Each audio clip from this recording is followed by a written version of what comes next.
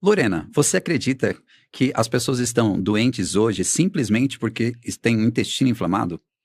Com certeza, Oliver. A gente já sabe que o intestino tem a ver com várias condições de alteração de saúde. Pessoal, nós estamos hoje aqui no Dr. Aloy de hoje com a doutora Lorena Sharif, uma especialista em problemas gastrointestinais. Doutora Lorena, quais são as suas qualificações nessa área? Bom, Oliver, primeiro eu gostaria de agradecer o convite. É uma honra para mim estar aqui hoje com esse bate-papo. Vou me apresentar para vocês então. Eu sou nutricionista pela Universidade Federal de Goiás. Eu sou especialista em nutrição clínica pelo Programa de Residência Multiprofissional do Hospital das Clínicas da UFG. Eu sou mestre em Ciências da Saúde com foco em microbiota intestinal pela Universidade Federal de Goiás da Faculdade de Medicina. Atualmente, eu também sou docente de cursos de pós-graduação na parte de nutrição e gastroenterologia. E recentemente eu tirei o título de especialista em gastroenterologia na parte de nutrição pela Asbram, e atualmente sou a única nutricionista do estado de Goiás que tem esse título, que é a Associação Brasileira de Nutrição. Uau, pessoal, nós estamos realmente com uma pessoa com muitas qualificações e que vai tirar muito das nossas dúvidas hoje sobre essas questões gastrointestinais. Doutora, olha só, muitas pessoas acreditam que o intestino serve apenas para fazer a digestão. Mas hoje a ciência já diz, né, que já considera o intestino como o segundo cérebro. Mas, de fato, o que acontece dentro do intestino? E tão bacana essa nomenclatura, né, de segundo cérebro, porque é uma verdade. O nosso intestino, ele é composto por trilhões e trilhões de micro-organismos. Esses micro-organismos, eles acabam respondendo uma direção de funcionamento através do nosso nervo vago. Nós temos o nervo vago que ele sai do nosso cérebro e ele irradia tanto para estômago quanto para intestino. Então, todo o nosso processo digestivo, especialmente, ele acontece por meio dessa movimentação. Então, é por isso que o segundo cérebro, a partir das nossas emoções, o nosso trato gastrointestinal também pode desenvolver algumas respostas, que nós vamos até falar melhor sobre isso. E quando a gente pensa sobre digestão, o trato gastrointestinal, ele é bem focado para essa parte, mas também a gente sabe que ele é voltado para o nosso humor. Mais de 80% da nossa serotonina é produzida no nosso intestino. Mais de 80% do nosso sistema imunológico também acontece através das imunoglobulinas que são produzidas no nosso intestino. Então, a gente pode falar não só sobre digestão, mas sobre humor, sobre sistema imunológico e sobre a parte metabólica do nosso organismo. Muito interessante. Olha só, quais são os sintomas silenciosos que podem aparecer no nosso organismo que determinam que o nosso intestino não está bem, que a nossa digestão, nosso sistema gastro não está legal? Na verdade, eu acho que quando se trata da parte gastrointestinal, de silencioso não tem nada, né? Porque no consultório, por exemplo, quando os pacientes chegam e trazem os relatos dos sintomas, eles são tão evidentes que eles ultrapassam a parte gastrointestinal. Então, são sintomas, inclusive, extradigestivos. Quando a gente fala sobre sintomas digestivos, são pacientes que apresentam muita náusea, desconforto abdominal, dor abdominal, estufamento, né? Que é aquela barriga inchada, estufada, aquela sensação de empachamento, de má digestão. Então, a hora que chega no estômago, o paciente já sente esse desconforto. Veja lá quando esse alimento chega mal digerido no intestino. Então, o paciente que também sente gases em excesso, vai para os dois extremos de funcionamento intestinal, ou diarreia ou constipação, ou a própria oscilação do hábito da frequência evacuatória, quando a gente fala de uma síndrome do intestino irritável, por exemplo. E aí, extrapolando os sintomas digestivos, existem os sintomas extradigestivos. Então, um público majoritariamente feminino, que é o que eu atendo no consultório, são mulheres que reclamam de muito desconforto em relação à queda de cabelo, um enfraquecido, uma imunidade ruim, não só a nível geral de imunidade, mas a imunidade íntima também prejudicada, né, que a gente sabe que essa parte também tem relação com a qualidade da nossa microbiota. São pacientes que apresentam coceira pelo corpo, umas urticárias, vermelhidão. Então, são sintomas digestivos e extradigestivos que, na verdade, silenciosos não tem nada e atrapalham muito a qualidade de vida desses pacientes, né, não só o público feminino, mas o masculino também. Correto, masculino também. Se fala muito de disbiose, né? O que é isso? O que é disbiose? Então, um tema muito falado na atualidade, né? Quando a gente fala de disbiose, nada mais é do que um desequilíbrio em relação à qualidade e à quantidade dos micro-organismos que nós temos na nossa microbiota intestinal. Quando nós falamos de microbiota, a gente está relacionando tudo que é voltado para a parte desses micro-organismos que compõem o nosso trato gastrointestinal. Nós temos micro-organismos em todo o nosso trato, só que quando a gente fala sobre disbiose em si, é um desequilíbrio desequilíbrio que pode acontecer tanto a nível de quantidade quanto a nível de qualidade. Basicamente, nós temos esse desequilíbrio dessas duas formas. Então, quantidade, quando a gente fala de a possibilidade de ter trilhões e trilhões de micro-organismos, porque, na verdade, não existe uma microbiota intestinal padrão ouro. Os estudos trazem para nós que nós temos grupos de micro-organismos que têm um padrão anti-inflamatório, ao passo que também tem micro-organismos com um padrão pró-inflamatório. De novo, né? Os estudos trazem que existem micro-organismos com um padrão tanto anti-inflamatório quanto pró-inflamatório. Então, pensando nisso, se o indivíduo tem uma proporção de micro-organismo mais pró-inflamatório e menor quantidade de anti-inflamatório, é um indivíduo que tem um padrão de desbiose em relação à qualidade. Quando a gente fala de quantidade, vamos supor que a gente pensa que a quantidade que esse indivíduo deveria ter de micro-organismo seriam trilhões de bactérias e ele acaba tendo uma quantidade reduzida. Então, a desbiose ela pode acontecer dessas duas formas, tanto a nível de alteração de qualidade, que a gente fala sobre diversidade microbiana, que são vários tipos de micro-organismos, quanto a nível de quantidade. Aprofundando nesse mesmo assunto ainda sobre desbiose, tem sintomas, se eu sei que eu tô com algum problema, tipo diarreia ou prisão de ventre, isso a gente reconhece a desbiose por isso? Sim. Inclusive, falando sobre os sintomas tanto digestivos quanto inclusive falando sobre os sintomas digestivos e extradigestivos que eu mencionei. Então, o paciente com desbiose, ele vem com esse padrão sintomático. Geralmente, o paciente, ele vem com alterações funcionais do trato gastrointestinal, então, ou extremo diarreico ou extremo constipado, mas todos esses sintomas de má digestão associados. O estufamento, a queda de cabelo, o desconforto abdominal, gases em excesso, alterações importantes em relação a esse funcionamento intestinal que vem como uma resposta da desbiose. Então, pode vir tanto a nível digestivo quanto extradigestivo e, no geral, são pacientes que apresentam uma alteração muito importante na imunidade e no humor. Então, sim, é super possível perceber através dos sintomas. Alteração na imunidade, interessante. Olha só, falando de bactérias, existem bactérias boas e ruins no intestino? Qual que é a quantidade disso e qual que é o papel delas realmente ali nesse ambiente? Sim, nós temos, são trilhões e trilhões de micro-organismos, a gente não tem um número específico, mas sabe-se que são mais de trilhões, inclusive a proporção é de 1 para 1 do número de células que nós temos no nosso corpo para o número de micro-organismos que compõem o nosso trato gastrointestinal. Então é uma proporção muito grande, realmente. Um número exato nós não temos, mas nós já entendemos que o volume é realmente muito grande. E é tão importante que a formação da nossa microbiota intestinal, existem alguns postulados que trazem para nós que começa durante a gestação, mas o que a gente sabe mesmo é que começa a se formar efetivamente após o parto. Então, o tipo de parto que essa criança é submetida, então o parto natural, ele estimula uma formação de micro-organismo com melhor qualidade do que quando você pensa em um parto cesáreo. A partir disso, a gente entende também que se é submetido a um aleitamento materno exclusivo nesse primeiro momento, nos 6 primeiros meses de vida, também tem uma qualidade melhor, porque o próprio leite materno é rico em imunoglobulina, e aí a alimentação materna, se for de qualidade, também interfere na qualidade desses micro-organismos que vão compondo a microbiota. Toda vez que a gente se refere à microbiota, é essa qualidade e quantidade dos micro-organismos. Uma coisa é a microbiota, uma coisa é a mucosa gastrointestinal. Então, a mucosa é como se fosse o terreno. A microbiota, a qualidade dela é como se fosse a qualidade das sementes que eu coloco nesse terreno para deixá-lo fértil.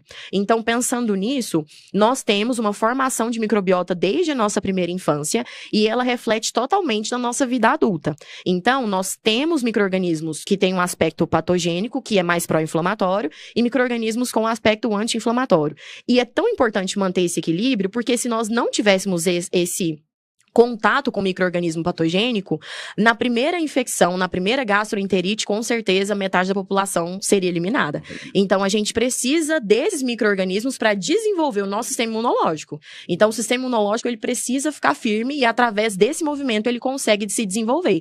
Porém, o pulo do gato é o equilíbrio. Porque se aí a gente entra nesse padrão de desbiose, que foi o que nós conversamos, a gente acaba tendo uma alteração da parte imunológica já para o lado negativo. Então, o papel quando nós temos esse equilíbrio, nós temos uma resposta metabólica muito melhor, podemos ter uma melhora de sono, a parte de resposta até a resistência à insulina fica, quando a gente consegue ter um equilíbrio na microbiota, há até menor chance de ter resistência à insulina. É um indivíduo que tem um bom funcionamento intestinal, então com toda certeza isso também garante um equilíbrio do humor, Porque, né, antigamente, o paciente que tinha um intestino mais preso, né, vulgarmente era chamado de enfesado, por conta disso, porque a gente sabe hoje que nós temos uma relação direta entre o nosso funcionamento intestinal, a qualidade dos micro-organismos e o nosso humor. Então, tanto o humor quanto o sistema imunológico e a parte metabólica em si tem muito a ganhar quando a gente tem esse equilíbrio das bactérias. Que legal. Então, você falou sobre resistência insulínica. Então, a gente pode dizer que existe uma classe de diabéticos que talvez teria uma qualidade de vida muito melhor se o intestino estivesse funcionando direito? Com certeza. A gente já sabe que, apesar de não ter uma microbiota intestinal padrão ouro, nós já sabemos que existem micro-organismos específicos, como os lactobacilos e as bifidobactérias, que têm um padrão anti-inflamatório. Então, ele pode ter uma resposta ao uso da insulina, por exemplo. É um paciente que pode ter menos risco de desenvolver as outras condições que diabetes pode trazer, como a alteração da visão, a alteração de circulação, né? Então, a gente entende que esse indivíduo pode ter um padrão mais anti-inflamatório se ele conseguir ter esse equilíbrio em relação à qualidade dos micro-organismos. Muito legal. Essas palavras disbiose, microbiota, né? Para quem não é da área da saúde, são palavras muito novas, né? Assim, pra gente. A gente escuta falar muito, você já explicou de maneira brilhante sobre a disbiose, sobre a microbiota, mas só para ficar claro, para um leigo assim como eu, né? O que é, então, a microbiota? Você falou que começa desde quando o feto nasce, né? Exato. Desde quando a criança nasce. A microbiota, ela é a qualidade, é a presença de micro-organismos, não só bactérias, mas micro-organismos de uma forma geral em todo o nosso trato gastrointestinal. Então, nós temos micro-organismos da boca até o ânus. Em todo o nosso trato gastrointestinal, nós temos a presença deles. E aí, ele começa a ser formado a partir da exposição do tipo de parto, da exposição ao aleitamento materno, ali na primeira infância, se essa criança é exposta a uma boa introdução alimentar, rica em fibras, porque a gente sabe que esses micro-organismos, eles se alimentam das fibras que a gente consome. Então, quanto melhor a qualidade do alimento que essa criança começa a ser exposta na primeira infância, melhor a qualidade desses micro-organismos. Então, a partir disso, a gente consegue desenvolver, inclusive, uma microbiota que, no geral, ela é desenvolvida nos primeiros 1000 dias. Que é até até o segundo ano de vida, mais ou menos isso, da criança. Depois disso, a gente faz modulação intestinal. Porque, na verdade, o desenvolvimento acontece na primeira infância. Então, é por isso que é tão importante a gente estimular as crianças, mesmo que, porventura, o parto não tenha sido natural, por algum motivo essa mulher não conseguiu fazer o aleitamento materno, tá tudo bem, ainda tem muita coisa boa para se fazer até o segundo, terceiro ano de vida, olhando essa janela dos 1000 primeiros dias. Então, nesse intervalo, a gente consegue fazer esse estímulo. Que legal. Falando sobre a aloe vera agora, que a aloe vera é conhecida há milhares de anos. E assim, é uma planta conhecida há mais de 5.000 anos e é conhecida como a planta mais estudada sobre nutrição natural da atualidade. O que a aloe vera tem que auxilia realmente nessa parte gastrointestinal? Bom, pensando na parte digestiva, é como se funcionasse como uma enzima digestiva mesmo. A gente consegue ter uma resposta muito bacana em relação ao nosso processo digestivo, tanto a nível de estômago quanto a nível de intestino. Porque a gente sabe que o processo digestivo acontece não só no estômago. Na verdade, a digestão começa na boca. Ela começa na boca de forma mecânica, com os dentes, e de forma química, com a saliva, a primeira enzima que nós produzimos, que é a amilase. Mas quando a gente pensa na digestão a nível de estômago e de intestino, as enzimas participam muito desse processo e a aloe vera entra nessa condição para ajudar no processo digestivo. E tem um ponto muito importante, ajuda a melhorar a mucosa intestinal. Quando nós falamos de processo de disbiose, nós falamos sobre a qualidade e a quantidade dos micro-organismos, que foi isso que a gente estabeleceu aqui na conversa. Mas, quando nós falamos sobre mucosa, que foi até o que eu mencionei com você, a mucosa é a qualidade. Eu até fiz uma associação sobre o terreno, como se fosse um terreno. Então, a qualidade dessa mucosa é extremamente importante. No geral, um indivíduo que apresenta disbiose, ele tem alteração de permeabilidade intestinal. A gente chama esse intestino de intestino como se ele fosse uma peneira, é uma associação que a gente faz para o paciente entender melhor. Então, eu falo muito isso no consultório. Pensa como se fosse uma peneira. A peneira está cheia de furos. É uma estrutura que está vazada. E é uma estrutura que, funcionalmente, não era para o intestino estar. Então, associa-se uma alteração de mucosa com uma alteração de disbiose e a gente tem aquele combo completo do processo inflamatório a nível intestinal que vira sistêmico, como a gente conversou. Então, a aloe vera também entra nesse processo de cicatrização. Porque aí eu consigo deixar essa mucosa com uma boa qualidade, eu melhoro a permeabilidade intestinal, como consequência, os enterócitos, que são as células da mucosa intestinal, formam como se fosse um muro, eles ficam resistentes, uma célula grudadinha na outra, e aí a gente não fica com esse aspecto de intestino em forma de peneira, que no meio científico é chamado de leaky gut, e aí a gente consegue reverter essa situação, e como consequência a gente volta a ter uma melhora tanto de resposta imunológica quanto digestiva, e é aí que a mágica acontece com a aloe vera. Interessante. Assim, até popularmente, por aloe vera ser conhecida no Brasil como babosa, tem muitas pessoas que têm a babosa no quintal. Muita gente corta pra passar no cabelo. É verdade. Eu já fiz isso. Passa no cabelo, mas me deu um trabalho danado. Só que a gente sabe que a aloe vera tem muita aloína. Então, assim, existem alguns perigos, né, de produzir essa aloe vera em casa, essa aloe vera para se ingerir em casa. E é muito diferente de usar um produto que não tem aloína, que já vem pronto para uso, né? Então, assim, você indicaria usar aloe vera de casa para consumir? Ou... Olha, é uma situação reticente, né? O ideal seria a gente fazer o consumo de um produto como o produto da Forever, né? A aloe vera, porque o primeiro ponto você trouxe como a presença da aloína, que tem uma parte mais de toxicidade. Então, tanto a nível de intestino, de fígado, de rins, a gente tem que ter muito cuidado, porque senão pode trazer essa condição tóxica, e aí situações hepatotóxicas ou a parte renal sendo intoxicada, né, especialmente, até mesmo o intestino, a gente não consegue ter a aplicabilidade do produto como deveria. Na verdade, a gente vai para um efeito contrário adverso, que não é o que a gente gostaria. Então, o mais seguro é a gente ter um produto que é manufaturado, que é acompanhado pela vigilância, a gente consegue ter a quantidade ideal por porção, que aí os estudos garantem esse efeito positivo em relação à permeabilidade intestinal. Legal. Falando da prática, na verdade, até das dores da maior parte das pessoas, até que você encontra em consultório, você indica hoje a aloe vera como alimento, lógico, né, como comida, mas você indica para ajudar a resolver quais tipos de problema? Bom, atualmente o paciente que chega com desbiose intestinal, que vem com essa situação de alteração de permeabilidade do intestino, é a primeira linha de tratamento. Então, é um paciente que eu utilizo para fazer essa cicatrização de mucosa. E como uma das consequências principais é a alteração da digestão, é um paciente que provavelmente está com baixa produção enzimática. Então, eu entro tanto para melhora da digestão dos alimentos, então um paciente que tem um protocolo com alimentos de mais fácil digestão, alimentos que fermentam menos, e eu entro com essa potente ação cicatrizante e de digestão para a gente conseguir melhorar. Então, são pacientes com desbiose, com síndrome do intestino irritável, pacientes com doenças inflamatórias intestinais, o paciente que está com um quadro de constipação tem um efeito muito positivo. Em situações de diarreia, a gente tem que tomar cuidado com a quantidade, isso é importante, mas também tem grandes benefícios, mas o paciente constipado tem benefícios muito maiores em relação ao consumo. Legal. Hoje, inclusive, uma situação de hoje, uma pessoa me procurou, buscando aloe vera, e um senhor de uns 50 anos, mais ou menos, e acabei conversando com ele um pouquinho, ele me disse o seguinte, ele falou assim, Oliver, eu tô dormindo sentado já. Ele falou assim, eu falei, mas você come até muito tarde? Ele falou, janta às vezes 9 horas, 10 horas da noite. Ele falou, depois eu vou deitar, não consigo, eu tenho que sentar. Ele falou assim, acordo com dor de cabeça todos os dias, já acordo com a cabeça estourando. Qualidade de vida? Péssima. Ele falou assim, sinto muita gastrite, muito refluxo. E ele falou assim, me falaram para tomar aloe vera. Quais os benefícios que a aloe vera traz para uma pessoa dessa que já está... Eu acho que ele está num estágio já bem... mais avançado. Bem avançado, né? E pelo que eu percebi na conversa, ele já tem muitos problemas no tubo digestivo, né? Ele já está todo ferido, acredito, por dormir com tanto ácido sendo, né, de digestão ali. O que a aloe vera vai ajudar ele nesse sentido, olhando para um Bom, eu acho que para a gente entender bem sobre isso, vamos partir, então, do pressuposto que é um paciente que tem, então, refluxo, ele provavelmente tem esofagite, né, tem esse desconforto, muita tosse, o pigarro, né, a sensação, acaba que traz uma sensação de queimação a nível de mucosa oral também, atrapalha o processo digestivo que começa na boca, como nós conversamos. Então, pensando na aloe vera, a gente já sabe que a aloe vera é um calmante da mucosa gastrointestinal.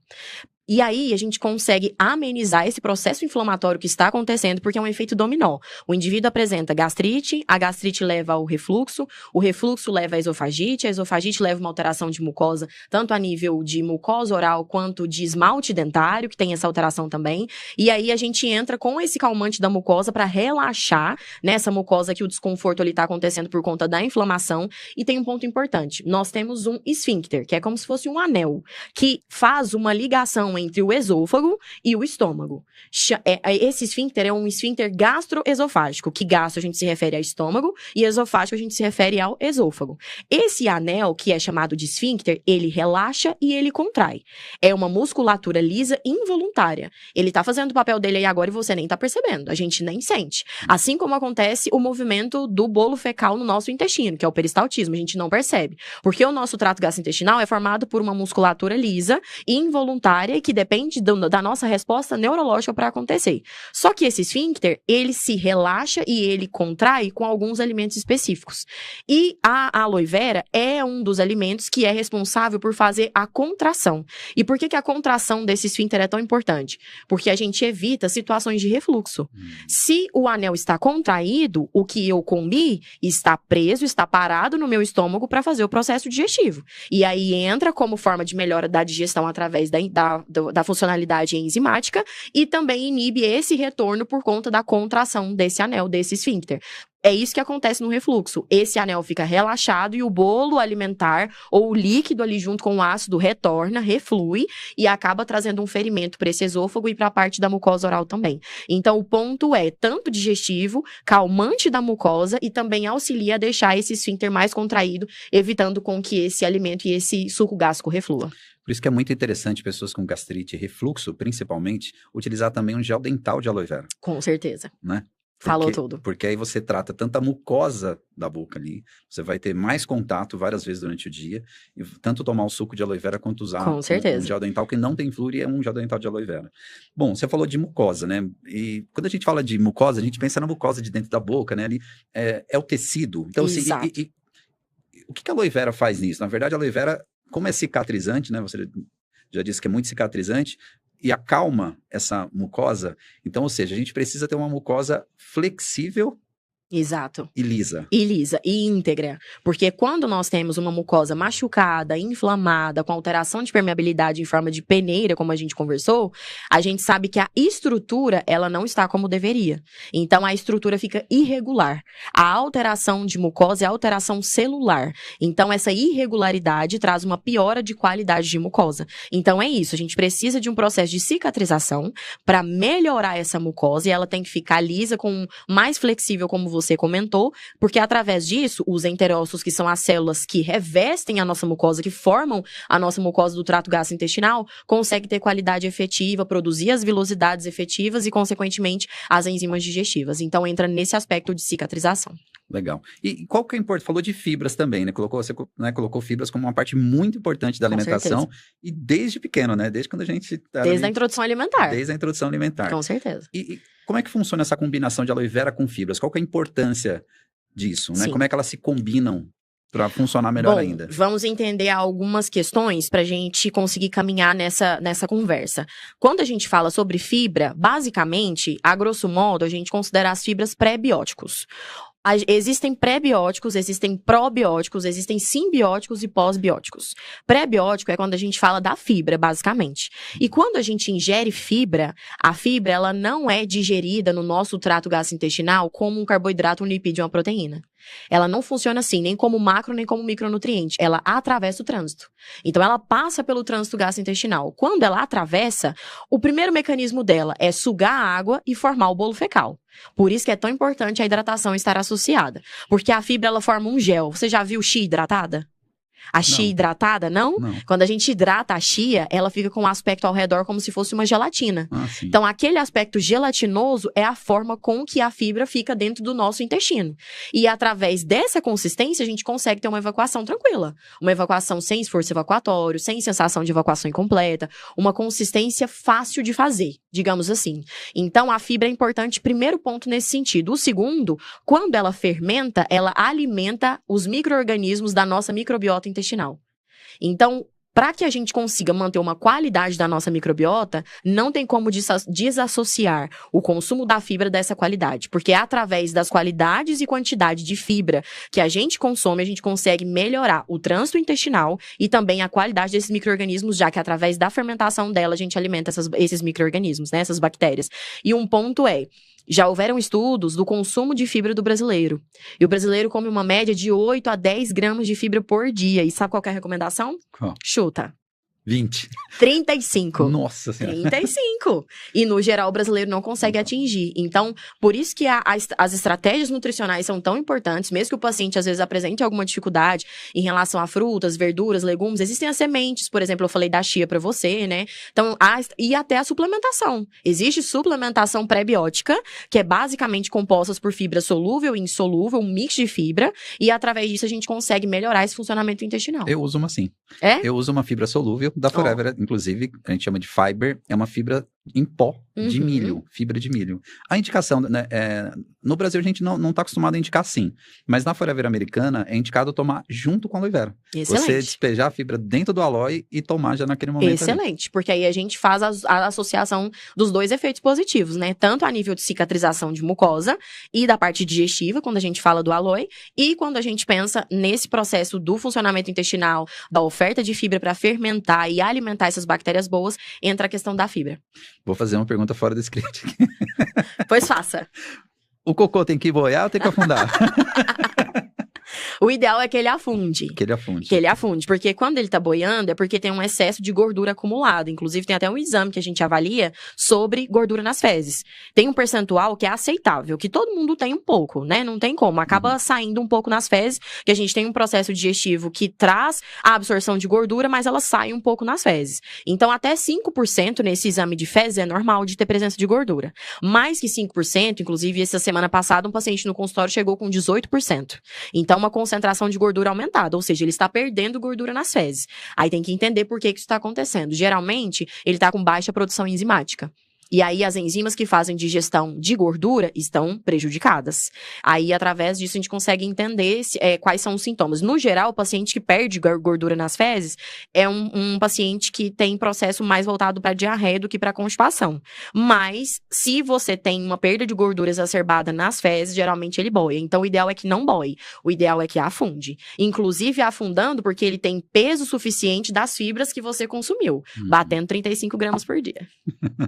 Olha só, muitas pessoas vêm me pedindo aloe vera, eu penso que é muito comum isso, talvez no consultório para você também. Dizem assim, Oliver, eu como alguma coisa, me dá diarreia muito rápido, poucos minutos depois, tipo, eu levantei da mesa, tenho que ir pro banheiro e tô com diarreia, e me falaram para tomar aloe vera. Por que ocorre, às vezes, a diarreia tão rápido após a refeição? E o que a aloe vera pode ajudar nisso? Bom, ela pode ocorrer por alguns motivos específicos, então vamos considerar que esse indivíduo talvez não tenha uma doença e seja uma condição funcional. Então, funcionalmente, pode ser por má mastigação. Tem pessoas que não mastigam, engolem o alimento quase que inteiro.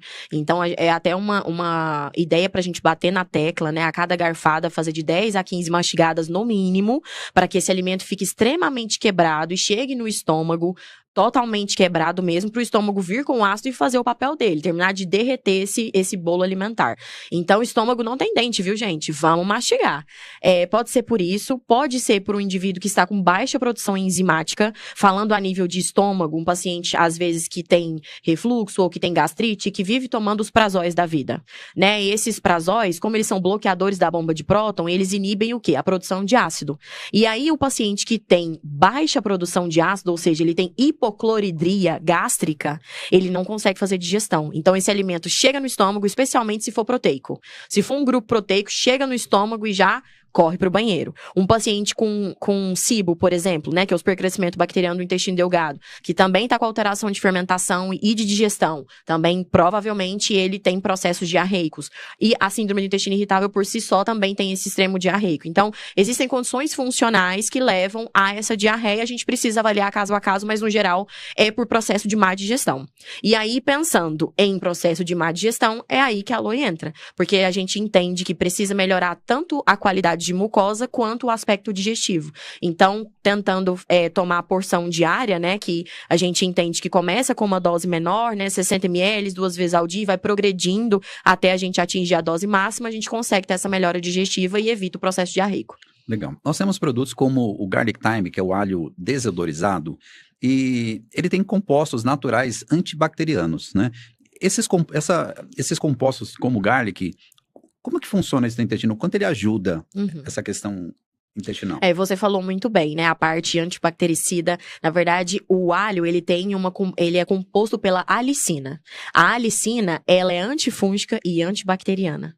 Então, pensando na qualidade dos micro-organismos, aí entra em uma das questões da desbiose que nós falamos. Então, é um tipo de suplemento que pode trabalhar a favor da melhora desse equilíbrio dos micro-organismos no intestino, né? Em todo o trato gastrointestinal, na verdade, porque ele vem com esse aspecto tanto antimicrobiano quanto anti-inflamatório, né? Ele pode ser considerado até antifungicida, para você ter ideia. Então, entra com esse padrão anti-inflamatório realmente para melhorar a questão da saúde dos micro-organismos. Olha, eu não sei se você sabe o que acontece nas casas das pessoas mesmo, mas assim, eu já vi nesses tantos anos de trabalhando com produtos naturais, com negócio, eu vi pessoas cortando cápsulas de alho, colocando nos pés para matar fungo. Então, assim, não, você olha para não, assim. Eu já fiquei sabendo, tem gente que passa, inclusive, o óleo do alho nas unhas. Sim. Né, para reduzir fungo e tem efeito. Sim, e tem super efeito. Sim, principalmente quando você pega, por exemplo, o produto da Forever, cada cápsula equivale a 1 grama de alho, né? Olha, tipo, pensa nutricional. é bem concentrado, muito, né? Equivale a 100 dentes de alho, pra você ter noção. Caramba! Então, assim, em uma cápsula. Então, assim, é muito forte. É extrato de óleo de alho, né? Realmente, ele tá a melhor parte. Então, eu já vi pessoas usando em tantos casos e para matar fungos, realmente. Com certeza. Para resolver questões de fungos. Bom, e na questão de H. pylori? Porque quando a gente fala de bactéria no estômago, o aloe vera e o garlic, eles são é uma associação legal para resolver isso? Com certeza. Esse paciente, na presença de H. pylori, né, qual que é a principal consequência da H. pylori? A H. pylori, para sobreviver, na região onde ela adere ali à mucosa, à parede do estômago, ela muda todo o processo químico de produção de ácido. Porque o ácido, ele não tá ali por acaso, ele tá ali tanto para o processo digestivo, especialmente a nível proteico, mas ele também é um padrão de proteção. Porque pensa só, vamos supor que a gente foi num restaurante e teve uma contaminação. Aquela presença de ácido no estômago é uma forma protetora, porque o ácido ele acaba matando os micro-organismos patogênicos que, porventura, eles conseguiriam atravessar essa barreira química e chegaria no intestino. Então, vem como uma defesa. E só que a H. pylori, ela é tão esperta, é uma bactéria, pensa só, né? Uma bactéria muito mais esperta que a gente imagina. Porque naquela região onde ela se adere, ela muda totalmente o pH. Então, o pH, ele fica mais básico, ou seja, o pH sobe, fica menos ácido, porque ela consegue sobreviver. Porque se o pH se mantém normal, o nosso ácido clorídrico que é produzido no estômago, ele acabaria matando essa bactéria. Então, pensando nisso, a gente precisa trabalhar de uma forma antibacteriana, porque aí entraria a resposta do alho, né? Seria um efeito muito positivo, antibacteriano nesse sentido, para diminuir a proliferação desse micro-organismo, porque aí quando ela faz esse movimento ali na mucosa, na parede do estômago, é aí que ela toma conta do lugar, é aí que ela se prolifera. Então, se a gente consegue trabalhar com a prevenção, ou enquanto está com o processo de infecção, tomando o antibiótico, associando com um antibactericida potente, né, fitoterápico, a gente conseguiria ter uma melhora nesse sentido. E a mucosa fica totalmente machucada. Quando você pega uma endoscopia de um paciente com gastrite e faz uma biópsia e vê que é por H. pylori, você vê um aspecto, é como se fosse, pensa num dedo queimado. Não fica avermelhado, quase dando uma bolha? Dependendo do grau de queimadura, óbvio. Mas aquela vermelhidão é nítida no exame. Então, você vê que é uma mucosa que tem edema, é uma mucosa avermelhada e que está totalmente inflamada. Então, a gente precisa deixar essa mucosa mais calma. É aí que entra o calmante da mucosa aqui com a atuação do aloe. Do aloe vera. Existe algum sintoma que caracteriza que essa pessoa tem H. pylori ou não? Só através de exame? Existem 2 casos. Tem pacientes que chegam totalmente assintomáticos a nível de estômago, mas eles têm muitos sintomas intestinais e a gente suspeita que o estômago está sofrendo alguma coisa e aí, para descartar a condição, a gente acaba observando o estômago. Então, no geral, um paciente que se ele vier com o sintoma gástrico, quando a gente fala gástrico é referente ao estômago. Então, um paciente que tem náusea de repetição, ele chega a vomitar, qualquer alimento que ele coma, que seja grupos específicos, ou carboidrato, ou gordura, ou proteína, ele sente desconforto abdominal. Então, assim que come, fala, nossa, eu como um alimento, independente do que seja, meu estômago incha. Tem esse tipo de relato, mas é porque se a bactéria depende de um pH alterado para sobreviver, significa que a parte funcional dessa digestão está alterada, porque eu dependo do ácido para digerir o alimento.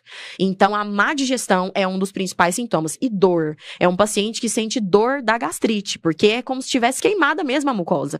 Então, é uma dor muito desconfortável, porque naquela região, quando entra em contato com o ácido, a mucosa está machucada. Pensa nesse dedo seu que está queimado e você joga um álcool. Ele arde.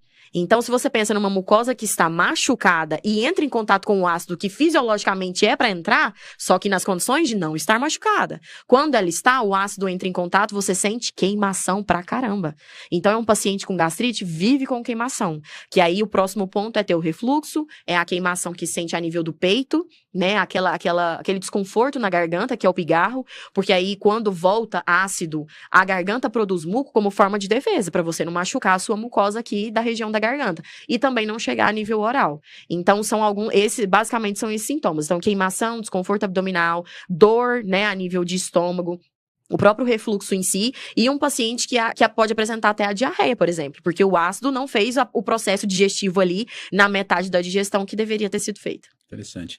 Olha só, eu já tive várias pessoas que vieram me pedir aloe vera e me relataram o seguinte, que não conseguem dormir numa posição. Então, como você falou que dói, é regional no estômago, por exemplo, a pessoa não consegue dormir virada para o lado direito, só consegue dormir para o outro lado. Pro esquerdo. Porque quando deita desse lado, começa a ter refluxo, começa a ter dor, Então, isso talvez seja uma característica de H. pylori? Com certeza, com certeza. Pensando, inclusive, naquele relaxamento do esfíncter. Porque na presença da H. pylori, o esfíncter fica mais relaxado. Ele fica menos tempo contraído. Então, se ele fica mais relaxado, a chance de refluir é muito maior. A própria inflamação faz com que esse anel, que é o esfíncter, fique mais relaxado. Muito legal. Bom, finalizando, assim, no consultório, o que você tem tido a nível de resultado? Quanto tempo as pessoas precisam começar a tomar aloe vera para começar a sentir diferença? Bom, acho que a menina dos olhos que eu tenho conseguido no momento é melhora de constipação. E pacientes, assim, da primeira para a segunda semana, atingindo a dose máxima, a gente já está conseguindo melhorar, sair de uma consistência muito ressecada para uma evacuação mais macia, com menos desconforto, com menos esforço evacuatório. Um paciente que chega no consultório depois falando que não tá precisando mais fazer esse esforço para evacuar, que é muito desconfortável, né? Consegue levantar com uma sensação de que esvaziou tudo, que essa sensação também, ela fala um pouco sobre qualidade de vida, né? Então, assim, conseguir sentar, evacuar tudo, esvaziar tudo que precisa. Então, no geral, da primeira para a segunda semana, a gente já tem conseguido observar melhora lá no consultório e eles viraram fãs, realmente. Vou fazer mais uma, já que pensei numa coisa aqui que sempre me perguntam também. Quantas vezes é saudável a gente evacuar por dia? Como é que funciona esse tempo da evacuação? Olha, o ideal, o padrão ouro, seria a gente conseguir evacuar uma vez ao dia, de 1 a 2, sem esforço evacuatório, sem sensação de evacuação incompleta, sem desconforto a nível de evacuação em si. E o que manda muito é a consistência. Nem sempre é a frequência, mas a consistência manda bastante. Quando a gente fala de consistência, existem consistências muito ressecadas, que é aquelas bolinhas bem ressecadas, que naquela consistência, no geral, precisa... como cocô de cabra. Exatamente. É o famoso cocô de cabra, exatamente. Então, essa consistência, ela exige um esforço evacuatório, não tem como, e um tempo muito maior sentado ali para você conseguir evacuar, e no geral, você não consegue ter essa sensação de esvaziamento completo. É um indivíduo que vai e volta, vai umas 3 vezes ao dia para conseguir esvaziar. Então, se o paciente não consegue evacuar todos os dias, mas ele não tem esses outros sintomas e é uma evacuação mais macia, ele faz ali uma média de 3, 4 vezes na semana, que isso dá uma média de dia sim, dia não, a cada 2 dias, tá tudo bem. Então, não é só sobre a frequência que você consegue fazer, mas muito também sobre os sintomas associados e a consistência que essa evacuação está associada também. Que legal. Pessoal, nós conversamos hoje aqui com a doutora Lorena Charife, foi um prazer, um privilégio, realmente, né, ter tantas informações realmente super valiosas. Muito obrigado por aceitar o nosso convite, por estar aqui, né, nessa tarde de hoje. E a gente, creio que vai ser muito rico e muitas pessoas vão realmente entender um pouco mais o que está acontecendo com elas. Tá? Então, muito obrigado mais uma vez e estamos à disposição sempre. Eu que agradeço, foi um grande prazer estar aqui hoje. Espero contribuir um pouquinho com a saúde de vocês e estou à disposição.